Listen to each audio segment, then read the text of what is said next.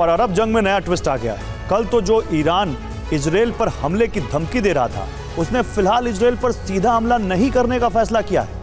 Khamenei ने आदेश दिया है कि अभी ईरानी प्रॉक्सी इजराइल पर हमले जारी रखेगी। ईरानी प्रॉक्सी के हमले से लगातार तेल अवीव दहलता रहेगा। सवाल है, इसके पीछे ईरान की स्ट्रैटेजी क्या है? क्या वाकई ईरान हानिया का प्रतिशोध लेने से पीछे हट रहा है या फिर इसके पीछे एक बड़ा षड्यंत्र है? इस रिपोर्ट में देखिए। इजराइल लेबनान में हिजबुल्लाह के ठिकानों को तबाह कर रहा है।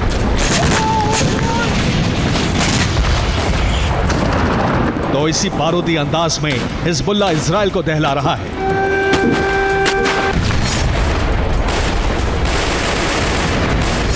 नेतन्याहू ईरानी प्रॉक्सी के साथ एक ऐसी जंग में फंस चुके हैं जो अंतहीन है। जंग को इजराइल तब तक खत्म नहीं कर सकता जब तक ईरान ना चाहे।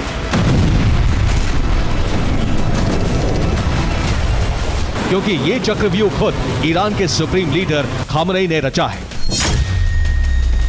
खामनेई ने प्रॉक्सी के इसी जाल में इजराइल को धीरे धीरे जलाने का फैसला किया है और यही उसके प्रतिशोध का पहला चरण होगा। ईरान ने तय किया है कि अभी IRGC इजराइल पर बड़ा हमला नहीं करेगी। हानिया की मौत का बदला ईरान वक्त आने पर लेगा। तब तक ईरानी प्रॉक्सी इजराइल को दहलाती रहेंगी। IRGC के प्रवक्ता अली मोहम्मद नैनी के बयान से साफ है कि ईरान अभी इजराइल पर हमला नहीं करने वाला है। लेकिन सवाल है क्यों? आखिर इसके पीछे ईरान की रणनीति क्या है? इस सवाल का जवाब अमेरिकी सांसद और हाउस इंटेलिजेंस कमेटी के प्रमुख माइक टर्नर के बयान में मिलता है। उन्होंने एक इंटरव्यू के दौरान कहा, ईरान की परमाणु क्षमता लगातार बढ़ रही है। ईरान इस साल के अंत तक खुद को एटमी राष्ट्र घोषित कर सकता है। इस प्रगति को बढ़ावा देने के लिए राष्ट्रपति बाइडेन भी दोषी है।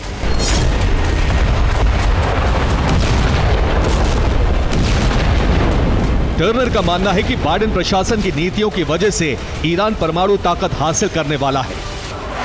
ईरान ने 2015 में अमेरिका सहित कई देशों के साथ एक समझौते पर हस्ताक्षर किए थे। समझौते के बाद ईरान को परमाणु प्रोग्राम रोकने के बदले प्रतिबंधों में ढील दी गई।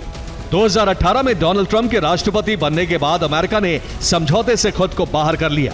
इसके बाद ईरान ने अपना परमाणु कार्यक्रम दोबारा शुरू कर दिया, जो बाइडेन के राष्ट्रपति बनने के बाद समझौते पर बात हुई, लेकिन ये सफल नहीं हो सका।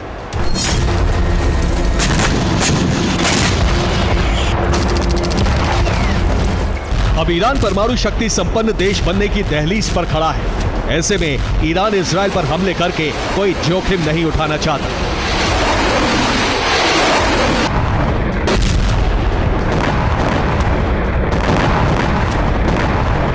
दरअसल ईरान को डर है कि इजराइल पर हमले से पश्चिमी देशों को ईरान पर सीधा हमला करने की छूट मिल जाएगी और वो उसके परमाणु कार्यक्रम को टारगेट कर हमले करेंगे। इसीलिए ईरान ने फिलहाल प्रॉक्सी के जरिए इजराइल को दहलाने का आदेश दिया है।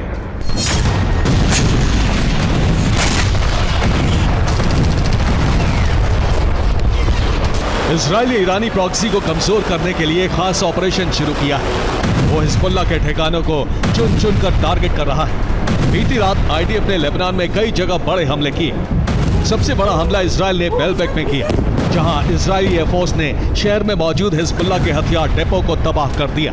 ये दक्षिणी लेबनान का अल मतमुरा इलाके का वीडियो है, जहां IDF ने एयर स्ट्राइक कर हिजबुल्लाह के ठिकाने को ध्वस्त कर दिया।